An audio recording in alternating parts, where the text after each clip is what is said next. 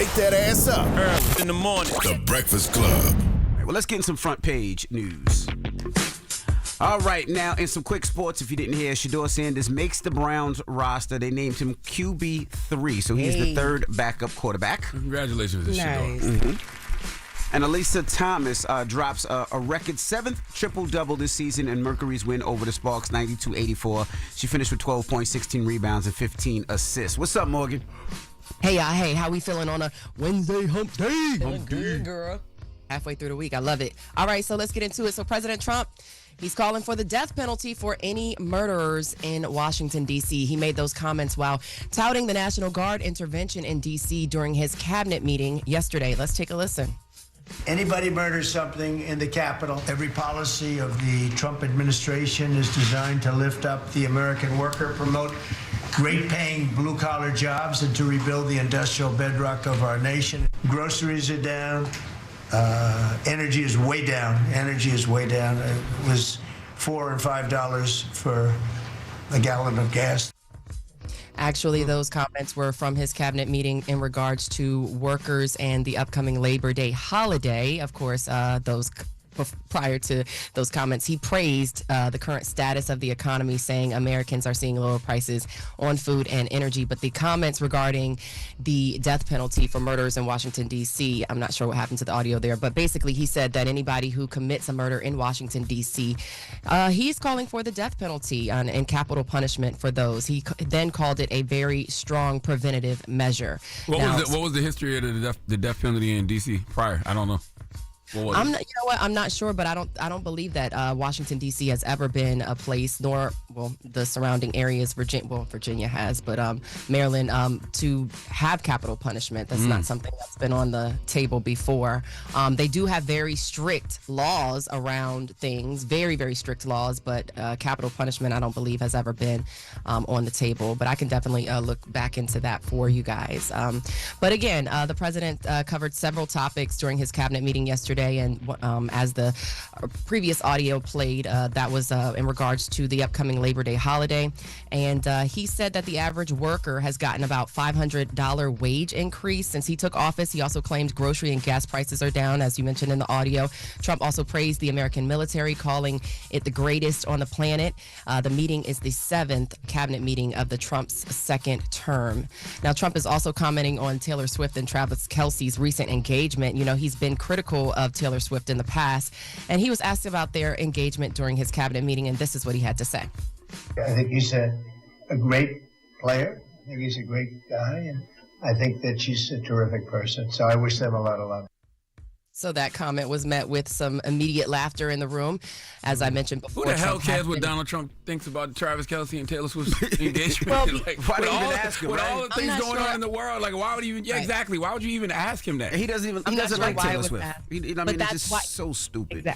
Exactly. But that goes to show the fact that he just said that she's a terrific person, and he wishes them a lot of luck. It's kind of like, well, is that a stark difference, or are you just being polite? No, that goes to show that people just be wanting headlines. Because if you in that room with the president and you're part of the press, and that's the question you think to ask him with everything going on in the world. Ask him about the Epstein files. Ask him about the economy. You know what I mean? Ask him about Russia and Ukraine. Is there going to be a ceasefire? Ask him about Israel and Gaza. All the things you could be asking the president about. You ask him about Taylor Swift and that don't even make sense. Travis that was a Kelce. waste of question. And the District of Columbia has not had an execution since Robert Carter in 1957. Capital punishment is abolished in D.C.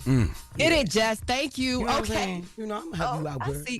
Appreciate you. But one thing that stuck out to me yesterday, and I'll wrap up with this, is that Trump says he has the right to do anything he wants to do as the president of the United States. Of course, he says That's that. not true either.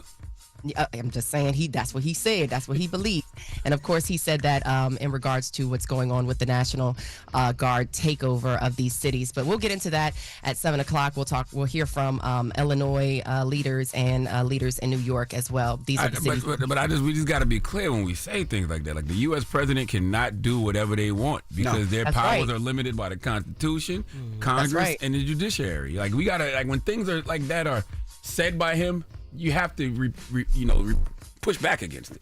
He can't do anything he wants. You can definitely fact check, but based on what's his movement and the way that he has been moving, he's going to pretty much test the line, toe the line, cross the line, and deal with it later on in court. So That's your front page news for 6 a.m. At 7 a.m. Stick around. We will hear from those local leaders in Illinois and New York regarding National Guard takeover and deployments in their cities. So stick around.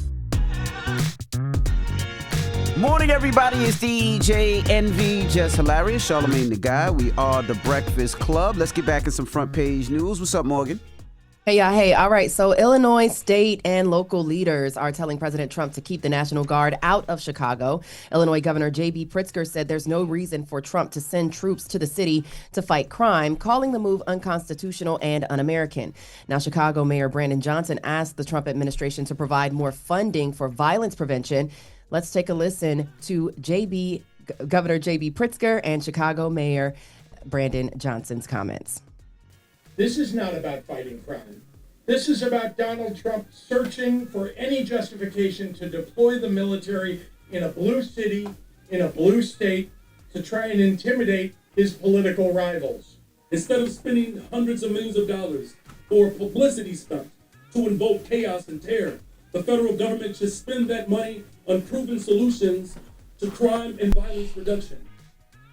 Yes, so Governor Pritzker also urged residents in Illinois to protest peacefully if troops are deployed. Pritzker, Johnson, and Illinois Attorney General Kwame Raoul said they are exploring all legal options should Trump deploy guardsmen. The fiery speech came the same day Trump appeared to waver on whether he would send federal troops to Chicago, saying he may wait until he gets a request from Pritzker to do so. Meanwhile, in New York, leaders are telling President Trump, "We got this," as he threatens to ramp up National Guard deployments in New York City. Democrat-led cities, New York City Mayor Eric Adams is saying, "No thanks, but no thanks" to National Guardsmen. Let's take a listen to New York Governor Kathy Hochul and New York City Mayor Eric Adams and their comments regarding National Guard deployment. Mr. President, I can give you all the data you need to show that crime is down. Here in New York, we don't need National Guard. We have clearly shown that crime is under control. And Trump, of course, has troops fighting crime in Washington, D.C., and now the president is talking about sending those troops to Chicago, Baltimore, New York City. New York Governor Kathy Hochul isn't waiting for Trump to move on New York City. She says she's spoken to him directly, telling him that she can give him all the data that he needs to see that crime is low, as we heard in the audio. And Mayor Adams is saying the same thing, while Police Commissioner Jessica Tisch politely told Attorney General Pam Bondi in a meeting on Monday that New York City doesn't need any extra help. So what happens when one of these cities needs the National Guard for what the National Guard actually does? Like, right. Like a natural disaster or something. Like what happens in that case? Well, I'm sure that they'll be being stretched thin then, right? It is a possibility, especially if the National Guard is coming from some of those red states where they have then been sent to Washington, D.C. So to the point of my governor, Maryland Governor Wes Moore, if you're sending everybody to D.C., then what are you going to do?